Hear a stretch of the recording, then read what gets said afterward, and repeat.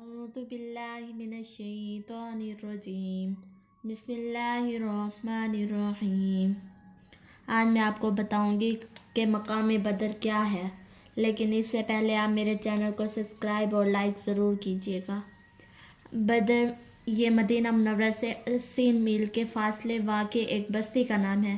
کہتے ہیں کہ بدر بن یخلد بن نضر بن کنانہ نے اس کو آباد کیا تھا، لیکن بعض لوگوں کی رائے یہ ہے کہ بدر بن حارث نے اس کو آباد کیا تھا، لیکن بعض کا خیال ہے کہ وہاں ایک کنواں تھا، اس کا نام بدر تھا، اس کی بنیاد پر اس بستی کا نام بھی بدر رکھ دیا گیا۔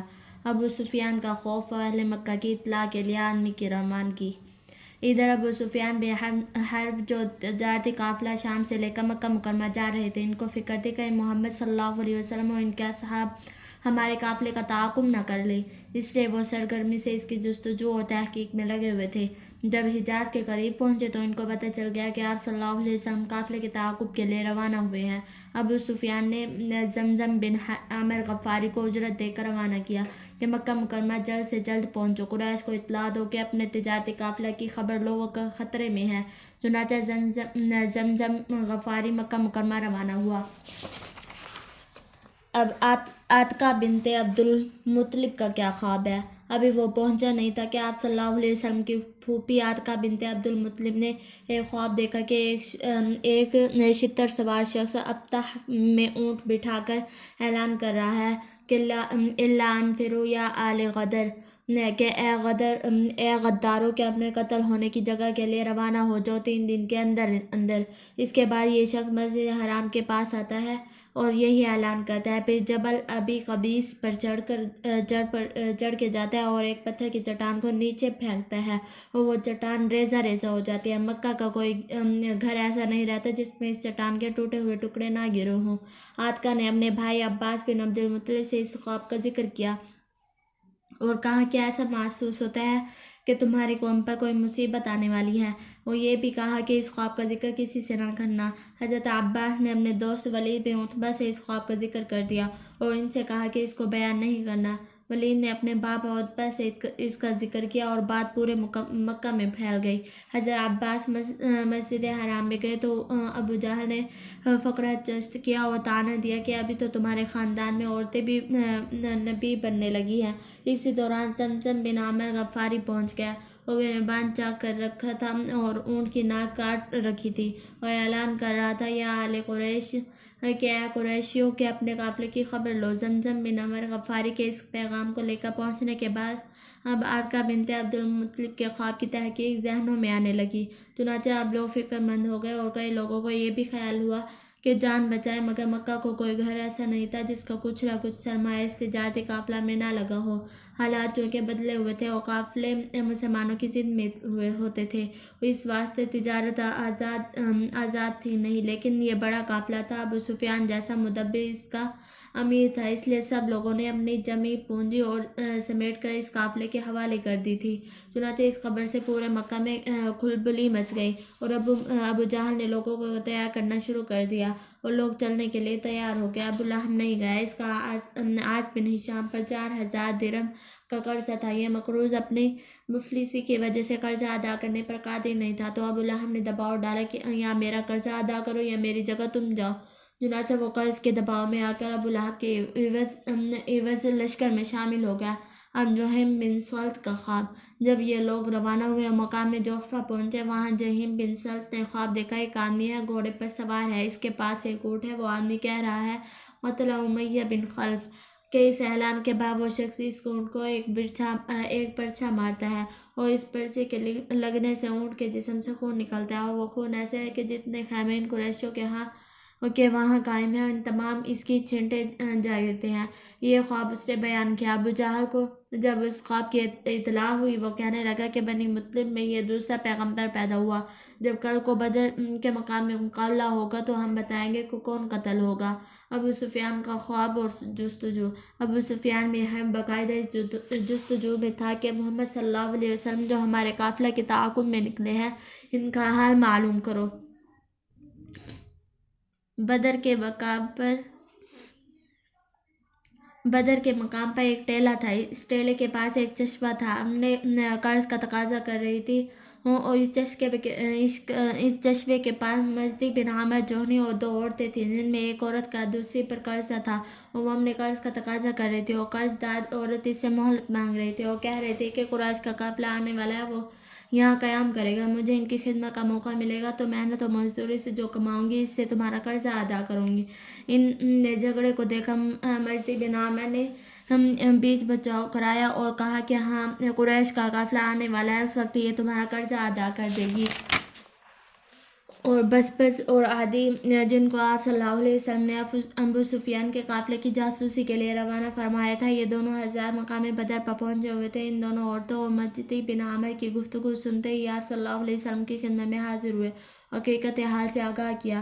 اب ابو سفیان یہاں پہنچے تو انہوں نے مجدی بن عامر سے کہا کہ تم نے یہاں کچھ لوگوں کی چلت پھرت و آمد و رفت کو دیکھا ہے؟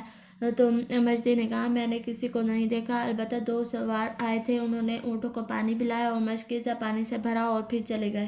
ابو سفیان نے ادھر ادھر دیکھا تو اونٹ کی مینگنیاں اس کو مل گئی، ایک مینگنی تو اس نے اٹھا کر توڑا تو اس کے اندر سے کھجور کی گٹھلی نکلی، اور اس گٹھلی کو دیکھ کر اس نے فوراً سمجھا یہ صرف مدینہ کی کھجور کی گٹھلی ہے اور یہ محمد صلی اللہ علیہ وسلم کے آدمی تھے، لہٰذا ہمیں اپنا راستہ تبدیل کر لینا چاہیے۔ چنانچہ اس نے راستہ تبدیل کر لیا اور ساحل بحر کا راستہ اختیار کیا، اور اس طرح ہم نے قافلے کو بچانے میں کامیاب ہو گیا۔ اب قریش کی واپسی کے لیے ابو سفیان کا پیغام کیا ہے؟ تو اب یہ ہے، جب یہ اطمینان ہو گیا کہ قافلہ اب محفوظ ہے تو اس نے قریش کے پاس پیغام بھیجا کہ تم اس لیے نکلے تھے کہ ہم نے قافلے، اپنے آدمیوں، اپنے اموال کی حفاظت کرو، اللہ نے سب کو بچا لیا، لہٰذا اب تم واپس ہو جاؤ۔ قریش کے لشکر کو یہ پیغام ملا تو لیکن ابو جہل نے کہا نہیں، ہمارے پاس گانے اور ناچنے والی عورتیں ہیں اور طبلہ بجانے والے مرد ہیں، اور خوراک کا بڑا معقول اور بہترین انتظام ہے، ہم بدر جائیں گے، 3 دن وہاں جشن منائیں گے اور اس کے بعد واپس آئیں گے۔ اب بنو زہرہ کی واپسی۔ بنو زہرہ کے سردار اخنس بن شریح نے کہا کہ ہم تو قافلے کی حفاظت کے لیے آئے تھے اور قافلہ ہمارا محفوظ مکہ مکرمہ پہنچ رہا ہے، لہٰذا اب ہمیں آگے جانے کی ضرورت نہیں ہے۔ چنانچہ وہ اپنے آدمیوں کو لے کر واپس چلا گیا۔ یہ لوگ بدر کے مقام پر مسلمانوں سے پہلے پہنچ گئے اور وہاں جو بہترین جگہ تھی اس پر انہوں نے قبضہ کر لیا اور وہاں موجود پانی کے چشمے پر بھی قبضہ کر لیا۔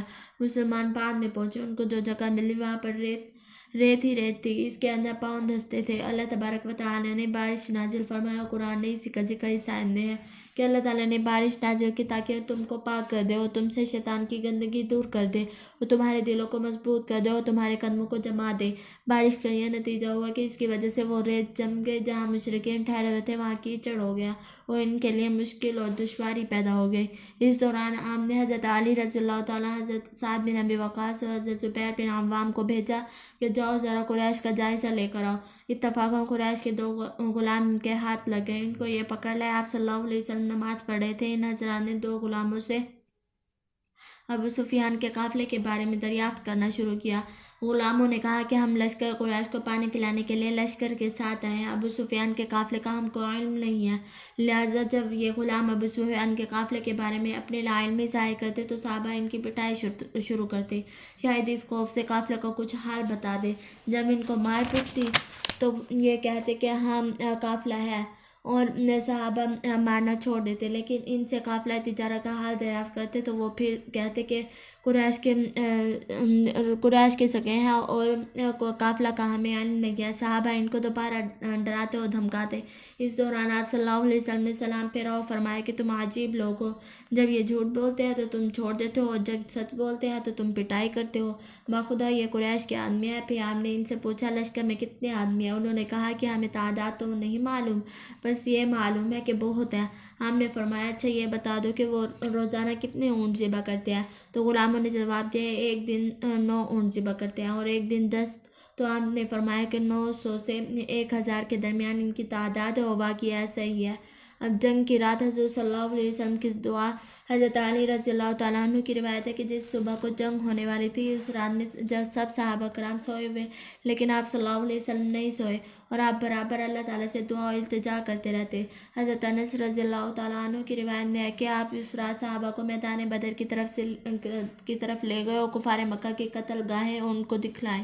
حضرت سعد بن معاذ رضی اللہ تعالیٰ عنہ کی تجویز پر ٹیلے کے اوپر آپ کے لیے ایک چھپر تیار کیا گیا۔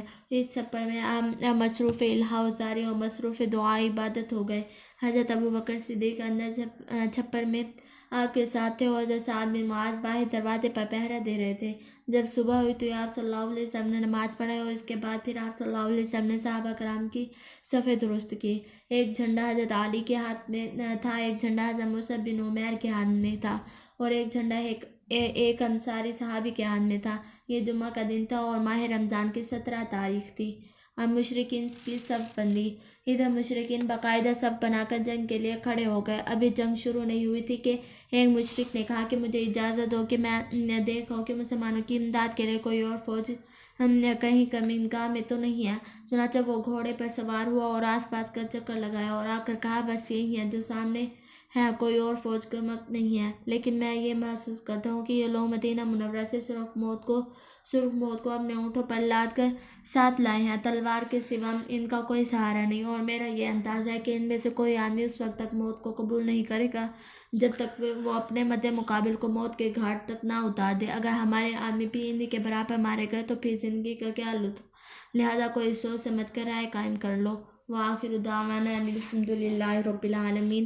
ہمارے چینل کو سبسکرائب اور لائک ضرور کیجیے گا۔